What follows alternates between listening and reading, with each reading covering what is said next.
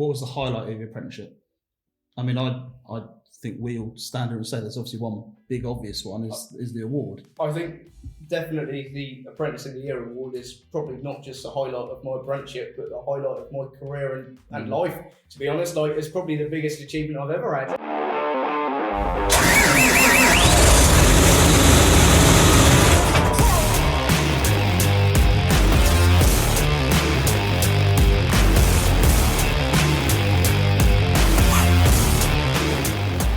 Welcome back to another episode of the Hunt Forest Group podcast. It's been a fair while since we were last in the studio here at Archibald HQ, and a lot has happened in the world of agriculture, pro-turf and John Deere in that time. Back during the summer in episode 5, I was joined by Group Service Manager Nick Hill and freshly qualified Ag Tech Apprentice John Alexander, as we explored the world of John Deere apprenticeships and working in the service team here at Hunt Forest Group. Today I'm pleased to welcome them both back to the podcast, alongside our HR Manager Chloe Fear. In this episode, we will all delve a little deeper into the John Deere ProVQ apprenticeship scheme and get John's perspective as a recent graduate on the past, present and future. Chloe and Nick are also here to tell us all about the upcoming Hunt Forest Group recruitment open evenings, which are being held in January next year. A great opportunity to find out a little bit more about the company and what it's like to be part of the HFG team.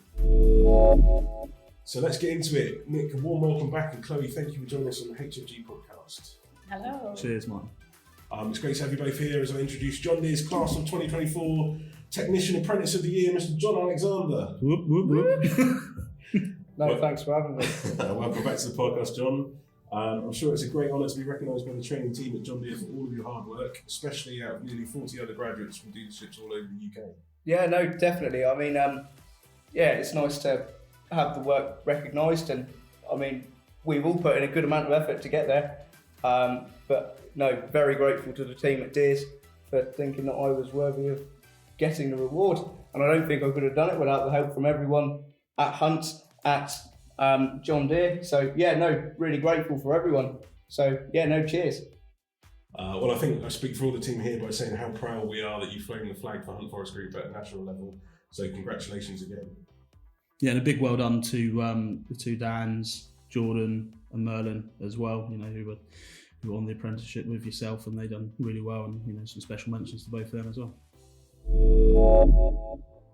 Back in 2023, Hunt Forest Group held a series of very successful recruitment open evenings at various branches across the group. Next year we'll be hosting these events again. So Chloe, what do you have planned for these events in 2025? So Martin, these events are for everybody to come along to on the 22nd of January at Greenall and on the 29th of January at Chibolton. And the whole purpose of these is so that people can get a better understanding of the different types of roles that we have on offer, to discuss the vacancies that we've got currently, but also to gain a better understanding of the apprenticeship, the different types of apprenticeships that we have to offer as well, and go through those, talk through what's involved within the 3 years, but also the recruitment process as well. So there's lots of information to be gained from coming along. There'll also be a buffet on offer too, and the opportunity to get a free goodie bag if you sign up online beforehand. Brilliant. And John, you're going to be present? I will, yeah. Looking forward to seeing Martin's cooking skills again. Yeah, John's one of our guest speakers, aren't you, John? You've agreed to come along and yeah, more than happy to tell everybody what it's like to be an apprentice. Yeah. Sign autographs, just not body parts. Sell the dream. And what's the best way to keep up to date with the information about recruitment events? So this would be on our website and also across our social media platforms. But if you've got any questions or queries about the event, feel free to drop us an inquiry on our careers page or in the inquiries section, and we'll get back to you. As a recently graduated apprentice from the ProVQ John Deere scheme, who better to tell us more about it than the main man himself, the Technician Apprentice of the Year, John Alexander. I'm now going to hand over hosting duties to Nick. As Group Service Manager here at HFG, Nick is well versed on the apprenticeship scheme, and with 12 individuals currently undergoing training, Nick is keen to explore the successes and challenges of the apprenticeship with someone who has recently completed it. Over to you, Nick. Cheers, Martin. Hi, John. It's time for the interrogation, I guess. It is. Second time on the podcast. Thank you. Yeah. How you feeling? A little less nervous this time? Yeah, a little bit less. I mean, obviously it's always the same talking in front of a microphone. Yeah. Obviously it's a bit different because there's only obviously 4 of us at the table, but God knows how many millions of people listening to the podcast. It's definitely in the millions. I'm sure Martin said it was in the millions. Mr. Worldwide, they're starting to call you now. So right, let's get into it. So obviously you've just completed your apprenticeship. So that was 3 years, mixture of here at Chilbolton and away at Langer. So talk us through some of the projects you went to at college and maybe sort of highlight which one you enjoyed the most. So obviously over the course of the 3 years, the projects and the courses that you're doing build up over time because obviously you become more developed as a technician. So to begin with, you learn the basics like the health and safety side of things, which is always a good place to start. You know what to do safely and you know how to manage yourself in the workplace and around obviously dangerous machinery because that's the most important part. We don't want people getting hurt. So that's obviously the best place to start. And throughout the first year, you go through health and safety and as well as that, how to talk to customers and the people side of things as well. So basically the basics to being a good technician. They then go on in the second year to learn fundamentals, more repair side of tasks. So obviously you've got your 4 main component areas, say engines, transmissions, electrics, hydraulics. So they go through them and show you how to repair key components in them, like how to basically the ins and outs of an engine. They'll show you the ins and outs of a gearbox, and same with electrics and hydraulics. You know, strip an alternator, strip a hydraulic pump, that sort of thing. So you get to get an idea of how these systems work, and then obviously going on to the third year, that's when you're doing your diagnostics. And you're learning how to diagnose different faults within these systems, and that's when the larger projects come along, and probably the most enjoyed projects as well. Like you go up for 2 weeks and you're rebuilding an engine or you're rebuilding a transmission. That's where the fun part, the certainly more fun tasks come in place. For me, I enjoy electrical diagnostics, so the electrics block in the third year was quite fun because I learned a lot, as you should do at college, really. That's what you're there to do. But I still learned a lot and quite enjoyed tackling 20 odd problems through different machinery. That was definitely a good experience, learning that. So I'd probably say they was, and then obviously bringing homework back to work. Not a lot, just enough to keep it ticking over. No, that's a great insight, John. Great. So that leads nicely then. So how did your time back at work look? What did your weeks and days at Chilbolton look like? So obviously, post Chilbolton, I was up at North Warnborough, and very similar. You spend your 5 days obviously trying to earn a penny for Hunt Forest Group, trying to help out customers. But as well as that, if you have got a spare 5 minutes, you've got a chance to sit down and tackle a bit of college work. So that gives you a bit of time elsewhere to obviously get it done. So were you initially shadowing a senior tech?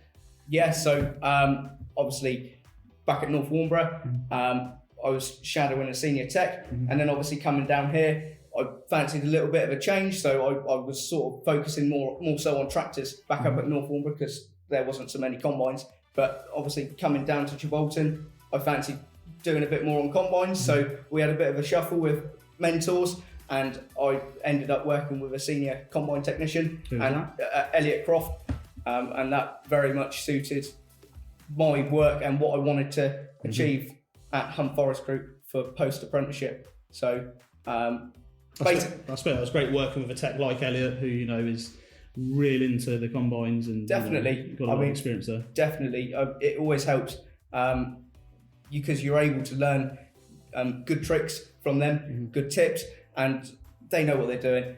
They've been working for the company for over 10 years, so the support level is phenomenal.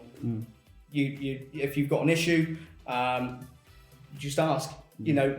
As well as that, Hunt Forest Group do like to give you an independent task, But if you ever get stuck, you just have to ask, and anyone's happy to help, be it that mentor that you've been given, or anyone in the workshop. Everyone's happy to help you. Yeah, of course. No, great. So how did you find the on-the-job training coursework? Sort of all the, I see the big list that all the apprentices come back with that they have to work their way through in the first year, second year, third year.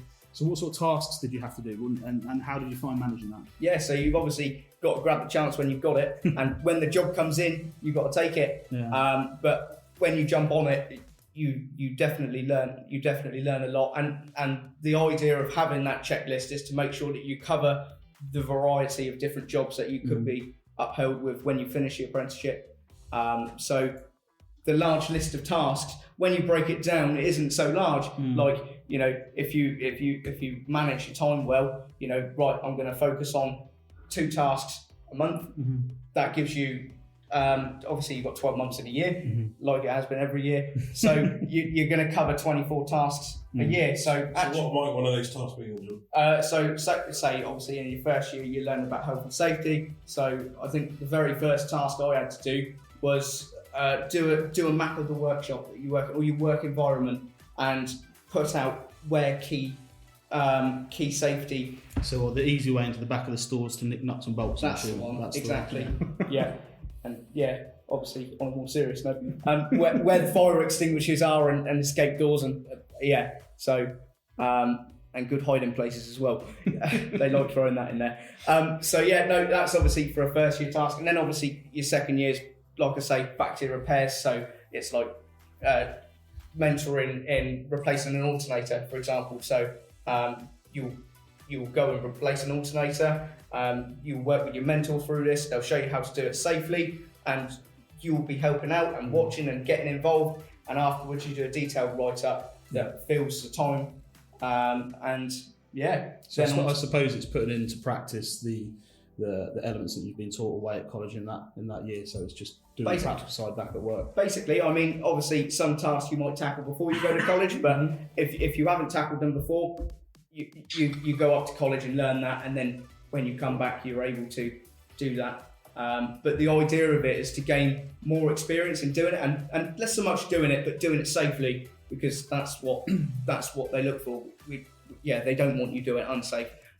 Anyone could do an alternator, but it's whether you're going to take the earth off the battery beforehand. That's sort of what they're looking at, because they want to make sure you're doing it safely and not going to harm yourself. It's good working practice, really, all round, and safety for everybody involved. That's what it's all about. But you know, you could send anyone into the workshop, but the idea of the apprenticeship is making sure that people do it safely rather than just doing it, because there's so many accidents that could happen, and at the end of the day, we don't want that. So, no, quite right. So, obviously, you've talked through what you did through your apprenticeship, and I know one of the points that a lot of apprentices get very nervous about is working towards their endpoint assessment, their EPA. So, could you? I mean, this will be useful to our current apprentices as well, you know, who are listening. Can you talk us through what's involved with the endpoint assessment and how you found it? So obviously, rightly so, there is a lot of pressure with this. This is sort of the bread and butter of the apprenticeship. This is what you've worked 3.5 years to get to, is the EPA. It's the final hurdle to get past, and the college very much big it up as that. Like, if you fail, you've got to go around again. Yeah, I mean, it's important. Definitely. So you don't want to get to that last hurdle and fall. So obviously, the training centre do everything they can, and work do everything they can as well to try and help you out, to prepare you as well as you can to get to that EPA and to go through that last hurdle rather than jump over it.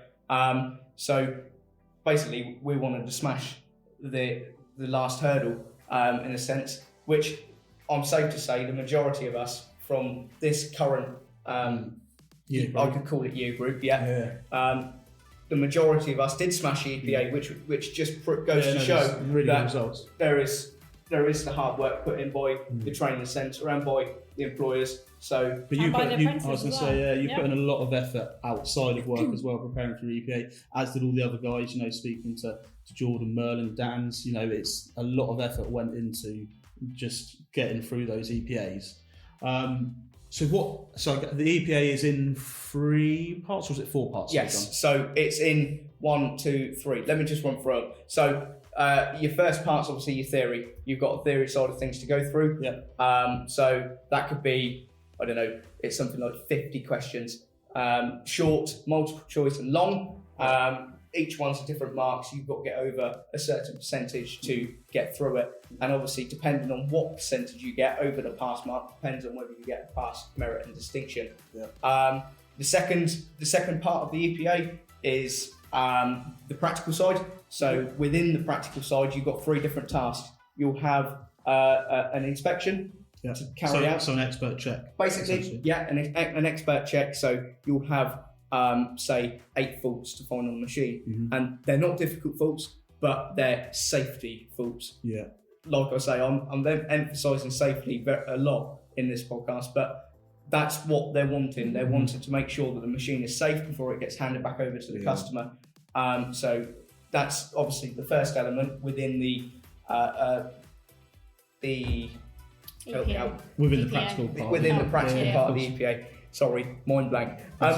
Yeah, and then the second part, you've got a diagnostic task. So be that your electrical or your hydraulic. Yeah. What task did you have? I had to diagnose a steering fault. Yeah. So basically, it's to do with GPS mapping. Yeah. And it ended up being a wheel angle sensor, but they want you to go through all the through the whole diagnostic that's process. It exactly, and they want you to do it correctly. Like instead of just jumping straight to the wheel angle sensor, they want you to test the wiring and recall the code to make sure that it isn't just a one-off. They want to see you doing the correct process. Yeah, of course. Including getting out the tractor backwards. Because that was something that quite a few of us sort of went to get out of the cab going forward, because that's just what you do naturally. You're looking for the quickest way out of the cab, but then you start to go and you think, actually they're watching me here, so you spin round and climb down backwards. Three points of contact. That's it, because you'd be kicking yourself if you failed the EPA because you just jumped out of the cab of the tractor, or if you fell flat in the face. Exactly. Yeah. So yeah, that's the second element, and the final one is a repair. So you may get given an engine or a transmission and a fault within, so you've got to set up. Yeah. So I'm going to refer back to my practice EPA, which they also do practice EPAs. Yeah. So which is a good way it's a good way to set yourself up so you know what to expect on the day. Within the practice EPA, we had to retime and set valve clearances on an engine. And it's a simple case of there's the engine serial number. You find the tech manual. Any problems, give us a shout, because they're not there to try and fail you. They're there to try and pass you, but they want to make sure that you can do it. If that makes sense. So they got you to find the tech manual for you to set the timing, for you to set the valve clearances, and obviously you don't run it, but afterwards you write a detailed description of what you've done, and you explain to the assessor what you've done, and they say, "Yep, thank you very much." Honestly, it's like talking to a brick wall, because they don't give you any reaction on whether you're right or whether you're wrong. But you've just got to be confident with yourself. Yeah, I've done that right. I definitely have done that right. I haven't forgotten nothing. Yeah, and wait for results day. So that's obviously the two. There is a third element, and that being a presentation and professional discussion. So I imagine you did it right, that John. I wasn't too bad. I don't think. I just talked for England, to be honest. I think he was bored of me by the end of it. Well, kicked you out? Yeah, basically. Yeah, I'm leaving the meeting. Bye. You've got to give a presentation on optimization. That was our selected topic, and it has been for the past few years. So, that's handy. Yes. But did you speak to Lawrence and the guys? To sort of help you along with that? I mean, sort of stuff that's always helpful. You use such a good department. Use the materials you got. So I spent a bit of time in Larry's office and talking to him and Dave Wills. Obviously Josh as well, but that was more in the pub. So that was good. 15 minutes talking about that.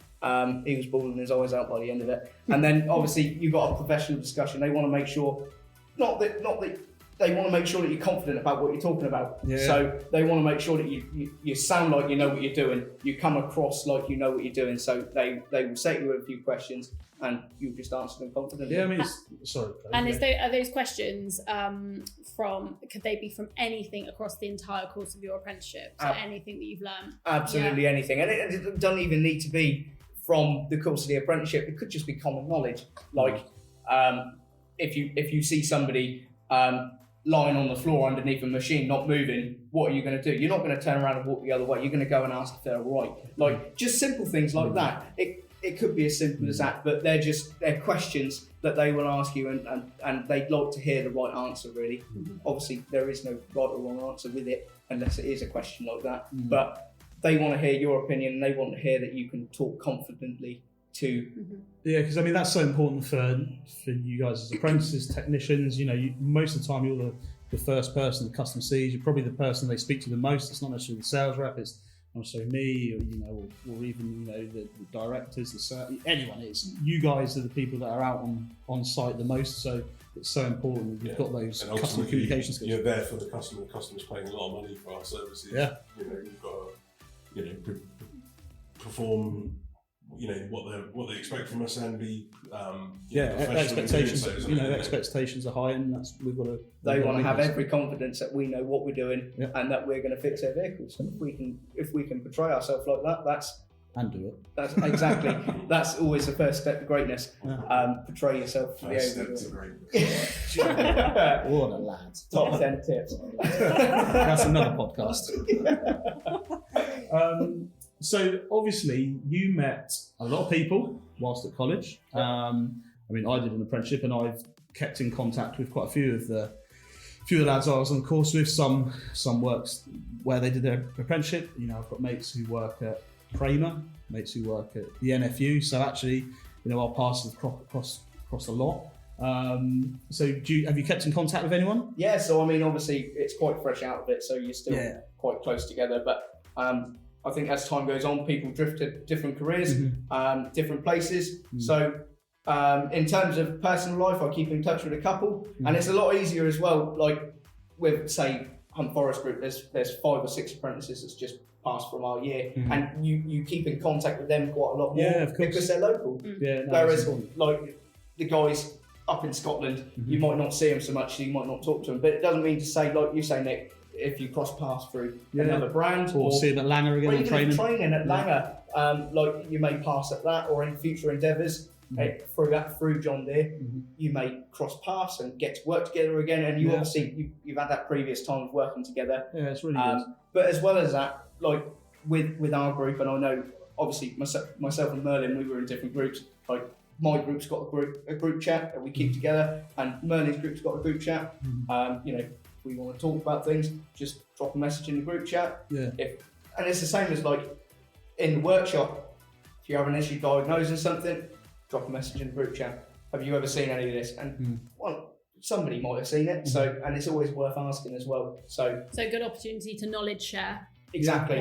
Just from the guys that and the girls, obviously, not writing that out. But from everyone that you've been to college with, you've still got contact with them, so you can share ideas with them as well. And that's always quite helpful as well. Use all the resources you got. So yeah, to answer your question though, there isn't many I keep in contact with, but definitely if I bump into them, you wouldn't hide under the bridge. You'd definitely say hello. That's always good. So yeah, that's always good. So what would you say the biggest skill you've learned during your apprenticeship? And don't say righty tighty, lefty loosey, because that's not always right. Not always. Not always right. No, not always. There's loads of skills I've learned. If I had to choose the biggest skill, no, you're asking. You might have to pause this one, Martin. So we'll have a little think of this.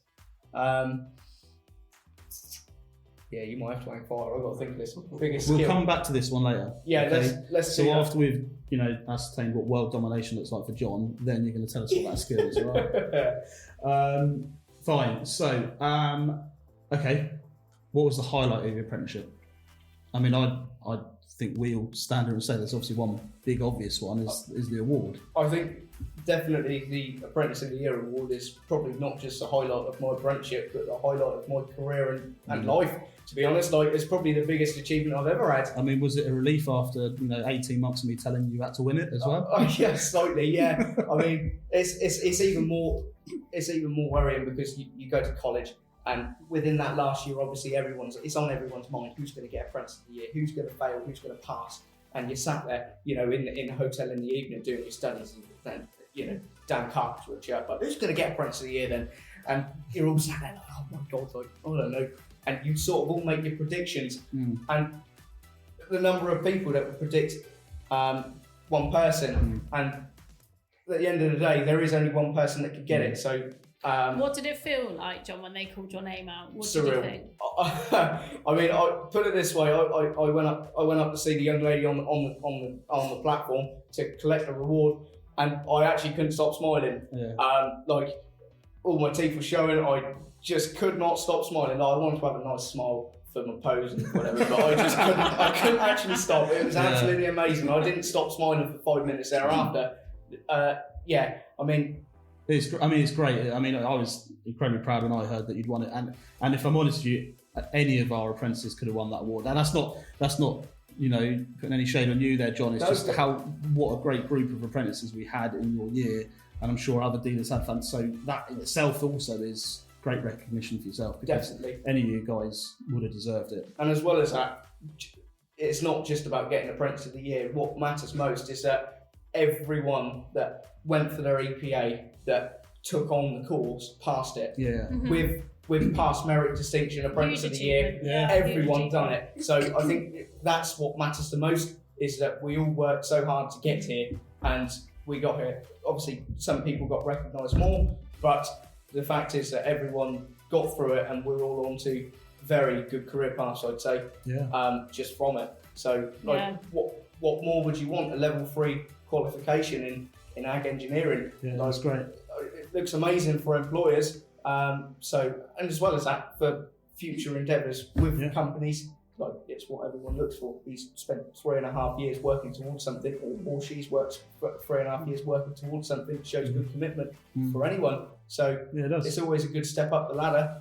A huge achievement. Real congratulations for achieving that. And so just to clarify, the apprenticeship, generally speaking, we say it's 3 years, but actually it's a bit longer than that. It's about 3 years, 3 months, factoring in the EPA, because the EPA kind of comes after, doesn't it, and takes roughly about 3 months to complete. Exactly, and as well as that, like if you was to join a month or two before, just to gain a bit of early experience before starting the apprenticeship, you've obviously got that to encounter. So it is slightly over 3 years, but it's mainly like 3 years of coursework. That's what it is. It's 3 years of coursework, and then you've obviously got the extra months to do your EPA.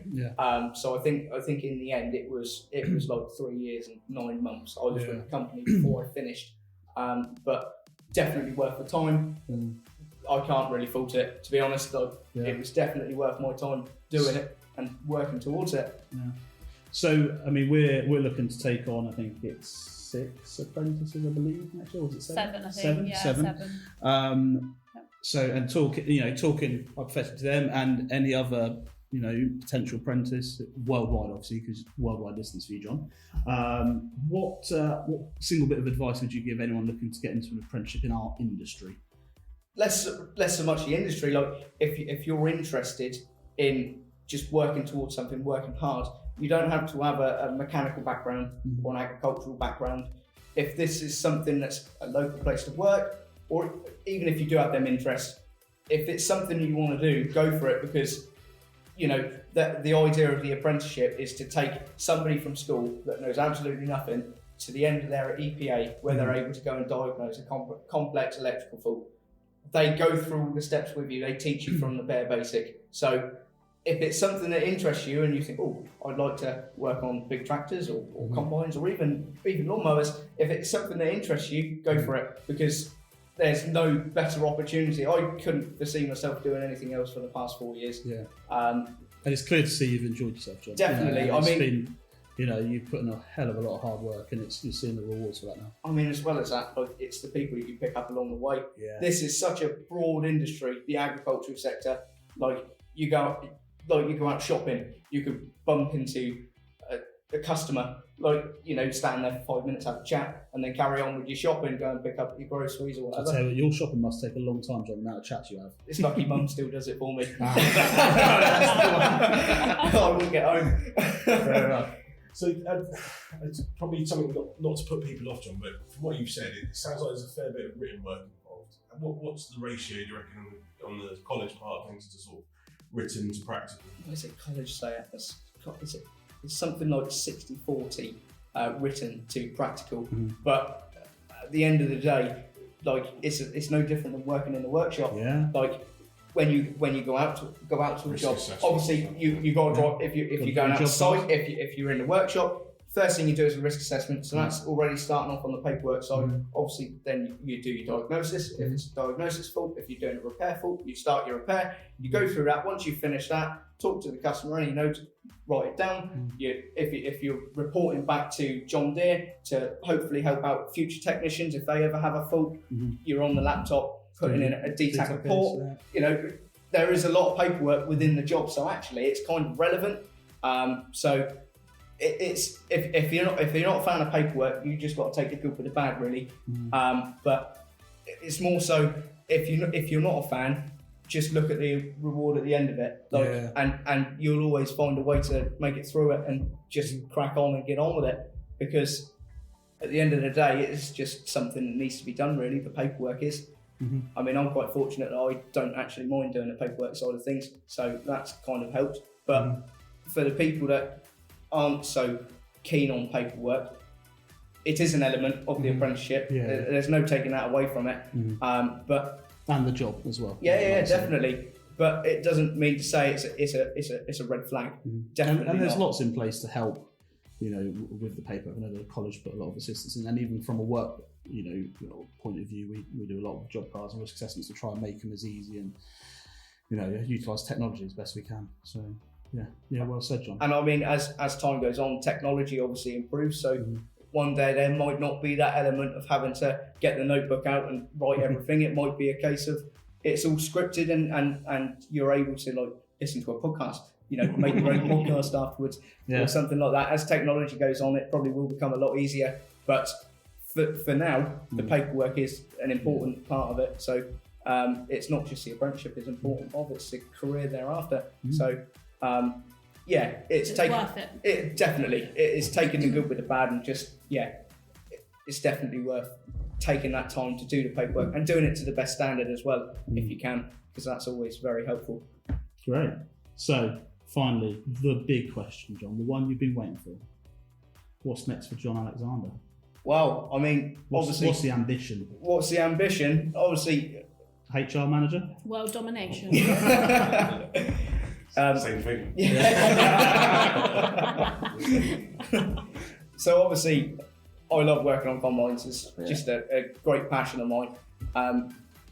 Obviously, don't get me wrong, enjoy working on everything, but I think the combines are a main passion. So if I can go on and be just like Elliot and go and confidently go out and fix any problem on a combine, and not only fix them, because Elliot does so much more, and Chris, Simon, all the guys in our harvest department. Yeah, we've got a huge harvest. We have got a huge harvest department. Like, not only are we fixing, but if a customer's got a problem, we're going out and we're trying to help out and think of optimization side as well. We're thinking of different solutions. Like, I think certainly for a good number of years, I would like to be working on the ground, working on the combines, and obviously got a fairly good understanding of them at the moment. Yeah. But if I can improve and definitely if I can get better and be able to go out and answer any question, fix any fault at any time, at any place, I think I'll be very happy with myself. Yeah, great. So I think that's the next step for me.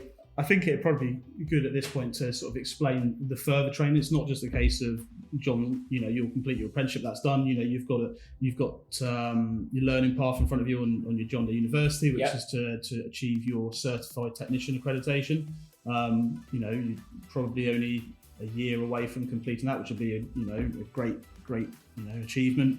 And then you can go on to specialise, get your master tech level in whether that be combine harvesters, foragers, tractors, large, small. You've got, so the training doesn't stop at the apprenticeship. It keeps going, and that's it. Yeah, continual amount of work. Yeah, so exactly that. And it's quite good coming out of the apprenticeship. You've still got that learning mindset, so you'd be more inclined to let's get on JDU. let's get these courses done and let's become a level 3 tech. Right, okay, now I've done level 3 tech, what's next? Diagnostic technician. Let's go and do a few courses at Langer, which obviously Nick and the team gets us booked in for, so that's always good.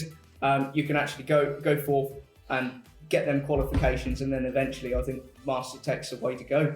I mean, there isn't many Master Techs, or you obviously look at a tech and that's a Master Tech, he's really good, but obviously that bit of paper makes all the difference.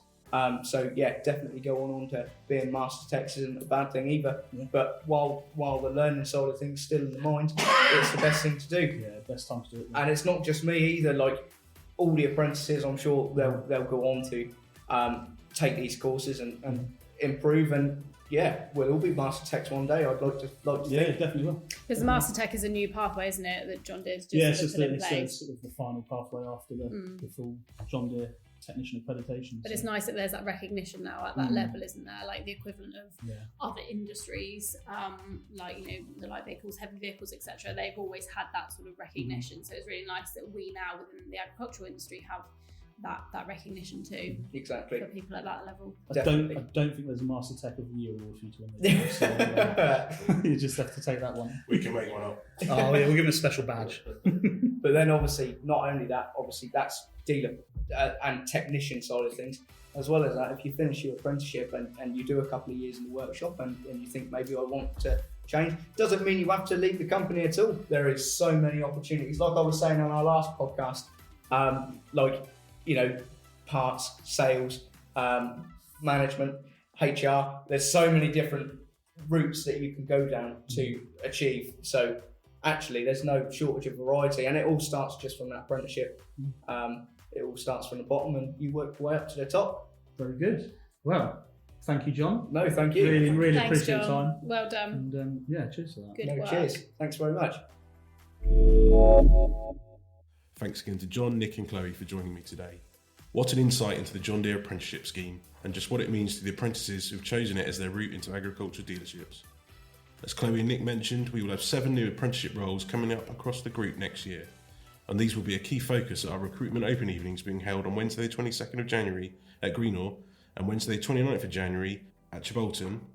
Keep an eye on our social media channels and our website at huntforest.com to register for this event. Until next time, thanks for listening. Goodbye.